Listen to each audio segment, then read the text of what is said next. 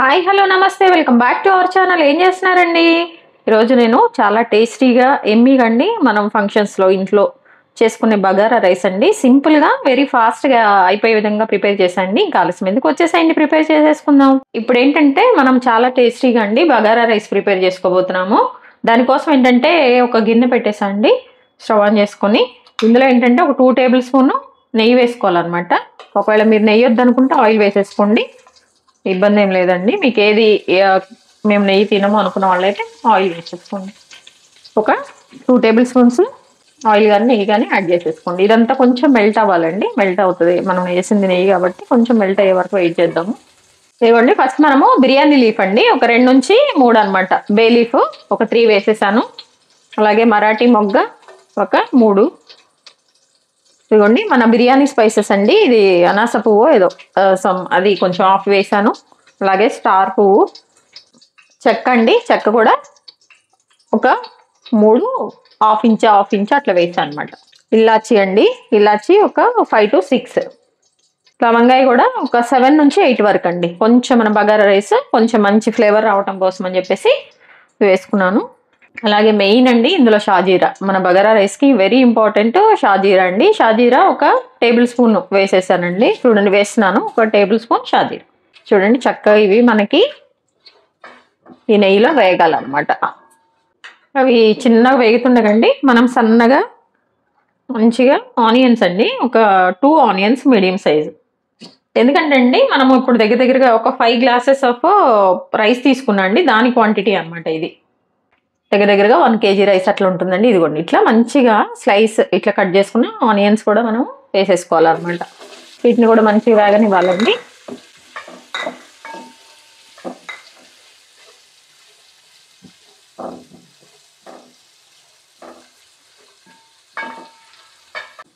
చూడండి మన ఆనియన్స్ మంచిగా ఫ్రై అవుతుండగా మిర్చి అండి ఒక 4 to 5 మిర్చెస్ అనమాట. ఈ మిర్చిని చక్కగా ఇట్లా కట్ చేసుకున్న మిర్చి.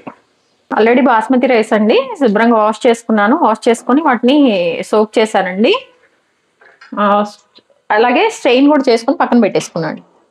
ఇదిగోండి మన ఆనియన్స్ పచ్చిమిర్చి కొంచెం లైట్గా వేగాలన్నమాట. కొంచెం లైట్గా కలర్ చేంజ్ అయ్యే వరకు మనం వీటిని మాడకుండా చేసుకోవాలండి. అప్పుడే మన బగారా రైస్ మంచి ఫ్లేవర్ వస్తుంది అనమాట. మన పెళ్ళిళ్ళల్లో ఫంక్షన్లో తిన్న బగారా రైస్ లాగా మంచి ఫ్లేవర్ వస్తుంది అనమాట.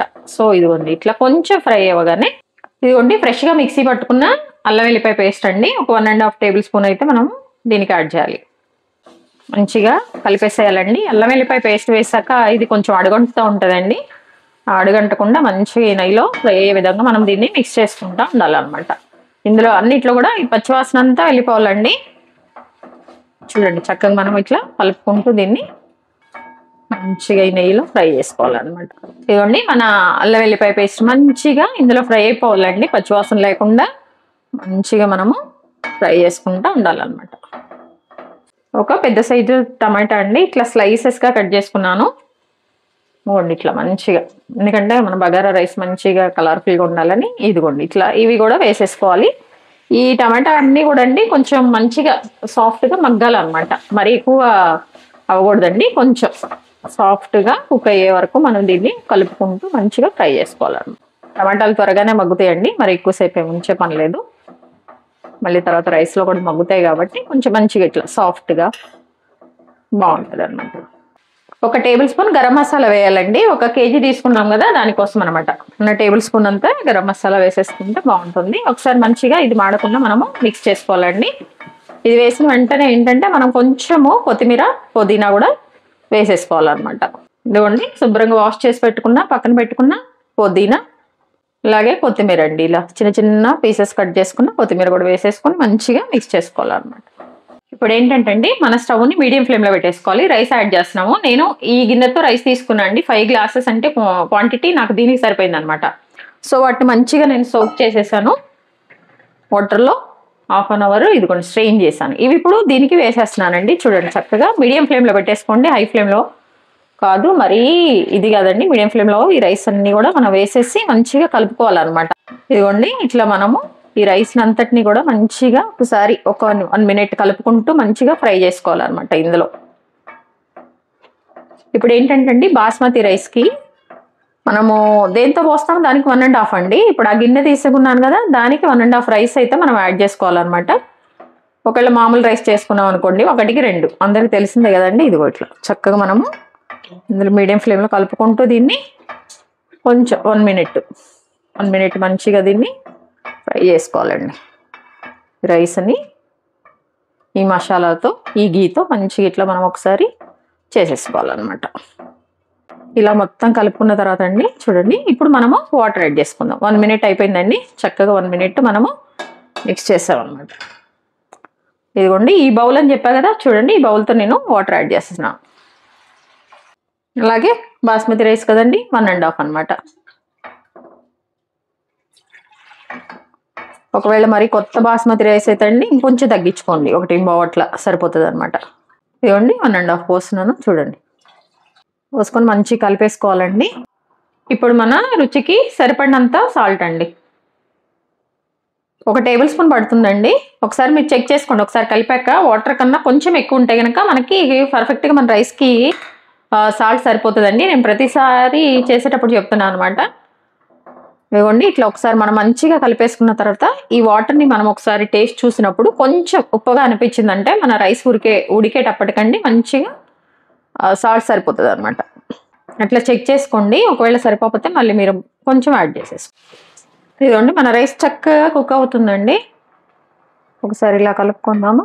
మీడియం ఫ్లేమ్లోనే మంచిగా కుక్ చేసుకుంటున్నామండి. వాటర్ అంతా అయిపోయాక అప్పుడు మనము సిమ్లో పెట్టుకుంటాం. మంచిగా కుక్ అయిపోతుంది అనమాట మన రైస్.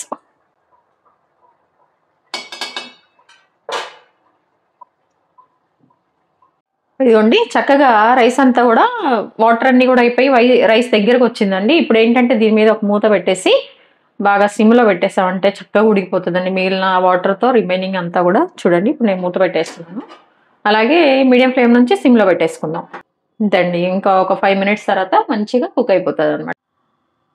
మూత పెట్టి చక్కగా లిడ్ పెట్టేసి సిమ్లో పెట్టేసి ఉడికించండి. చూడండి మన బగారా రైస్ మంచిగా రెడీ అయిపోయింది అనమాట. ఇంకా స్టవ్ ఆఫ్ చేసేసుకోనండి. మూత ఉంచితే కొంచెం ఈ ఫ్లేవర్ అంతా కూడా రైస్కి మంచిగా ఉంటుంది అనమాట. ఇంకా స్టవ్ ఆఫ్ చేయటమేనండి. వేడివేడిగా సర్వ్ చేసుకొని తినటమే. చూసారండి మన బగారా రైస్ అండి, చాలా టేస్టీగా అయితే వచ్చిందండి. చాలా బాగుంది. దీనికి తోడు మనం కొంచెం చికెన్ కర్రీ మంచిగా సూప్ లాగా అట్లా చేసేసుకొని తింటే అదిరిపోతుందండి. టేస్ట్ అయితే మామూలుగా రాలేదు. మీరు కూడా ట్రై చేయండి. వీడియో స్కిప్ చేయకుండా చూసండి. మీరు కూడా మంచిగా ట్రై చేయండి. ట్రై చేశాక ఎలా వచ్చిందో కూడా కమెంట్ బాక్స్లో తెలియజేయండి. అలాగే మీ విలువైన సమయాన్ని కేటాయించిన వీడియోస్ చూస్తున్నందుకు మీ అందరికీ నాకు ధన్యవాదాలండి. మీకు నచ్చినట్లయితే లైక్, షేర్, సబ్స్క్రైబ్. హెల్దీగా కుకింగ్ చేసుకుందాం. మన ఆరోగ్యాన్ని మనం కాపాడుకుందాం. Thank you.